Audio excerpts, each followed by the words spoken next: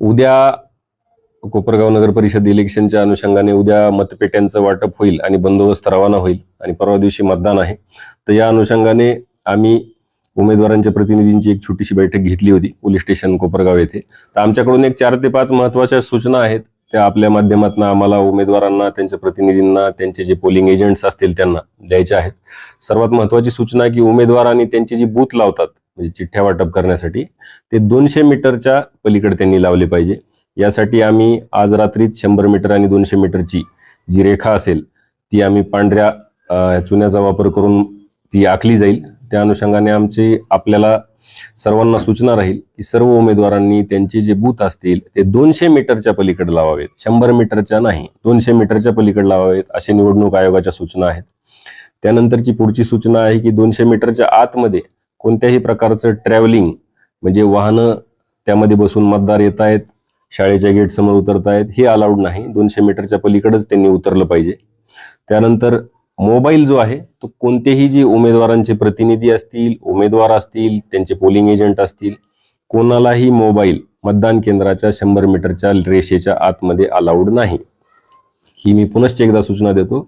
100 metre रेषेच्या आतमध्ये उमेदवारांचे प्रतिनिधी, पोलिंग एजंट्स कोणालाही मोबाईल अलाउड नाही. त्यामुळे मोबाईल कोणीही आणू नये. मतदान करणाऱ्यांना सुद्धा 100 मीटर रेषेच्या आतमध्ये मोबाईल अलाउड नाही. त्यानंतर आणखी एक विषय असा महत्त्वाचा आहे की उमेदवार जे असतात ते बऱ्याच वेळा जिथं मतदान केंद्र आहे त्याच्या जवळ थांबण्याचा प्रयत्न करतात. तर सर्वांना आमची सूचना आहे निवडणूक आयोगाच्या मार्गदर्शक सूचनांनुसार की त्यांनी 100 मीटरच्या रेषेच्या पलीकडे थांबायचं आहे. उमेदवारांना किंवा त्यांच्या प्रतिनिधींना जर मतदान प्रक्रिया व्यवस्थित चालू आहे किंवा नाही हे पाहायचे असेल तर त्यांना थोड्या वेळाच्या अंतरानंतर एखाद्या मतदान केंद्राला व्हिजिट करता येईल. तिथली प्रक्रिया 3 मतदारांचं मतदान होईपर्यंत त्यांना बघता येईल. परंतु त्यांनी दर 15 मिनिटाला किंवा वारंवार येऊन सदर प्रक्रिया पाहणं अपेक्षित नाही. 2-2.5 तासाला एकदा वगैरे आलं तर ठीक आहे. तर अशा ह्या महत्त्वाच्या सूचना होत्या आमच्याकडून. पुनश्च एकदा सूचना सांगतो, उमेदवारांचे जे बूथ असतील ते 200 मीटरच्या पलीकडे असतील.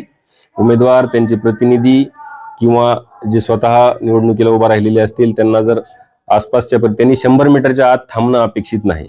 आत गेल्यानंतर मतदान करून झाल्यानंतर सुद्धा विनाकारण तिथं रेंगाळत राहणं अपेक्षित नाही. सर, महत्वाचं आपण बघितलं तर या निवडणूक काळामध्ये पोलिसांच्या वतीने कसा बंदोबस्त लावण्यात आला, कशी काळजी घेतली जाते सुरक्षित? आपल्याकडून पोलिसांकडून सद्य परिस्थितीत कोपरगाव नगर परिषदसाठी आपल्याला 125 होमगार्ड आहेत. त्यानंतर आपल्याला जवळजवळ 200 पोलीस आहेत, 25 अधिकारी आहेत, 2 जवळजवळ DYSP आपल्याकडे असणार आहेत. तर असा बंदोबस्त आपण लावलेला आहे. एकूण जो बंदोबस्त असणार आहे तो साधारणतः 400 पेक्षा जास्त मनुष्यबळाचा बंदोबस्त आपल्याकडून लावण्यात आलेला आहे.